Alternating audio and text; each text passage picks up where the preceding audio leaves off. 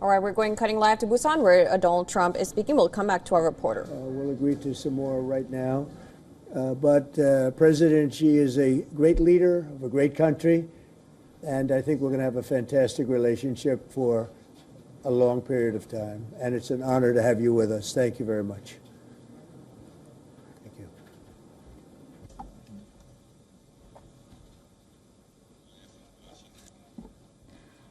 President Trump, it is a great pleasure for me as well to meet you. And it feels very warm seeing you again because it's been many years. Since your re-election, we have spoken on the phone 3 times, exchanged several letters, and stayed in close contact. And our joint guidance, China-US relations have remained stable on the whole. Given our different national conditions, we do not always see eye to eye with each other. And it is normal for the 2 leading economies of the world to have frictions now and then. And in the face of winds, waves, and challenges, you and I, at the helm of China-US relations, should stay the right course and ensure the steady sailing forward of the giant ship of China-US relations. I always believe that China's development goes hand in hand with your vision to make America great again. Our 2 countries are fully able to help each other succeed and prosper together. Over the years, I have stated in public many times that China and the United States should be partners and friends. This is what history has taught us and what reality demands. A few days ago, in the latest round of consultation, our 2 economic and trade teams reached basic consensus on addressing our respective major concerns and made encouraging progress. This provided the necessary conditions for our meeting today.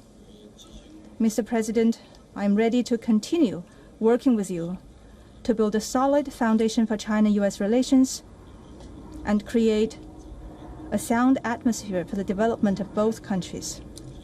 Mr. President, you care a lot about world peace, and you are very enthusiastic about settling various regional hotspot issues.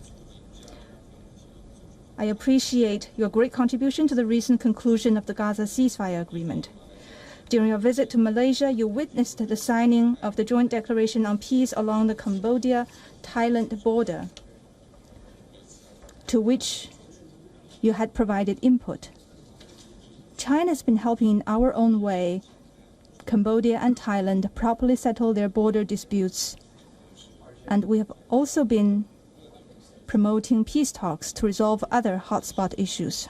The world today is confronted with many tough problems. China and the US can jointly shoulder our responsibility as major countries and work together to accomplish more great and concrete things for the good of our 2 countries and the whole world.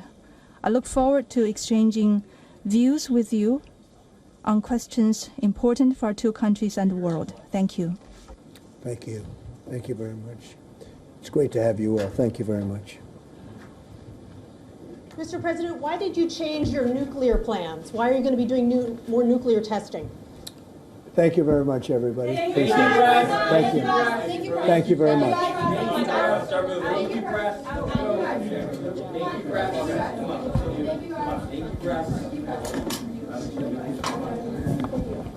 Okay, we're heading out. Thank you, press. Let's go. Time to go. All right, so a delegation level meet which is currently taking place, which is going to be followed by in-person, by closed-door meet between the 2 leaders in just some time from now. In fact, Trump had earlier said that he would have in-depth talks on major issues. Trump had even indicated that the agreement would include lowering 20% tariffs on Chinese goods related to fentanyl, which has killed tens of thousands of Americans. Of course, Seong Go continues to be with us. She's live from Seoul. Seong, coming back to this, talk to us about whether Taiwan issue is also going to be something which will be taken up in the bilateral meet, because as we understand, it could also be used as a possible bargaining chip by China with the US in the trade talks for it to purchase soybeans and even lift the ban on rare earth materials. Well, realistically, it's going to be very hard for these two leaders in this one meeting to be able to narrow their fundamental differences on Taiwan. Of course, the US is a staunch supporter of Taiwan, and Beijing is, of course, seeking a statement from Trump that that would reduce or somewhat lessen its position that supports Taiwan as an independent state. But that's presumably not going to be something that Trump can do fundamentally. So it could be waived as a bargaining chip, but realistically, it's not going to be a core issue here. And as mentioned, the two leaders, they currently have no incentive to worsen their relationship. Again, President Trump is looking at the midterm elections in the US next year, and President Xi wants to continue his presidency and leadership of China. So currently, at this juncture, it's in both their interests to amend their relations and try to at least improve their trade tensions, if not resolve it. Right, and we saw some really interesting comments come from both sides in this meeting. Right now, we heard Xi Jinping saying their values also go hand in hand with making America great again. Then they also mentioned reaching basic consensus. She praising Trump about the fact that he solved the Gaza war, and of course the Cambodia-Thailand one. How do you assess these talks right here, these comments that just came in? Well, it's very interesting, and it seems that perhaps President Xi Jinping is taking a leaf out of he's learned from the examples of South Korean President Lee Jae-myung and Japanese Prime Minister Sanae Takaishi in preemptively bringing up sticking points with the US. We saw the Japanese Prime Minister bringing up defense cost issues even before Trump raised it, and President Lee Jae-myung, of course, bringing up a string of issues, including potential peace with North Korea and also defense cost issues. So what these leaders have been doing is trying to perhaps surprise Trump by bringing up the issue first, and perhaps that's what President Xi Jinping is doing. And also in terms of seeking the development of both countries and all this rhetoric that we heard from him just now, it seems that China is very adamant about putting itself at a very level position, the same position with the US as another great power relative to other powers in the world, right? Because until now, perhaps the US has treated China like maybe like a junior great power. And here with Xi's comments, it seems that he's coming to the table saying that we're in this together, we are level in terms of power. And that's how he seems to be coming into this meeting. Yes, Seong, also talking about TikTok, it's been a bone of contention between the US and the Chinese side. In your view, do you think a deal can essentially be reached upon in order to allow TikTok run its business in the US?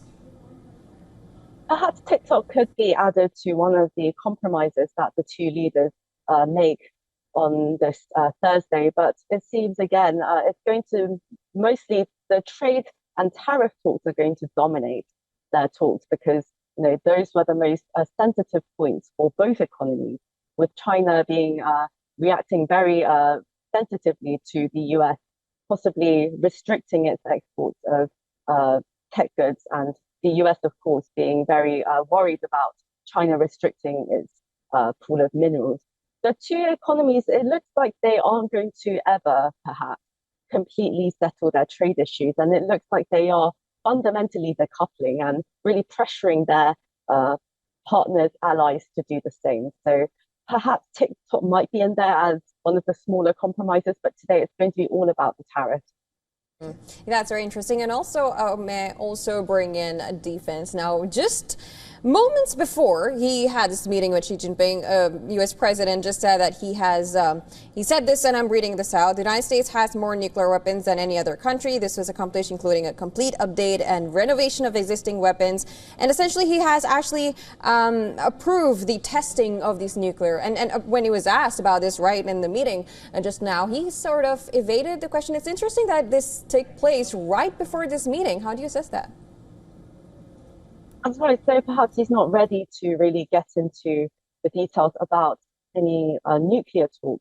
And if I may add, quite interestingly, after President Trump's talks with South Korean President Lee Jae-myung on Wednesday, they had a bilateral summit, of course, in this city of Gyeongju.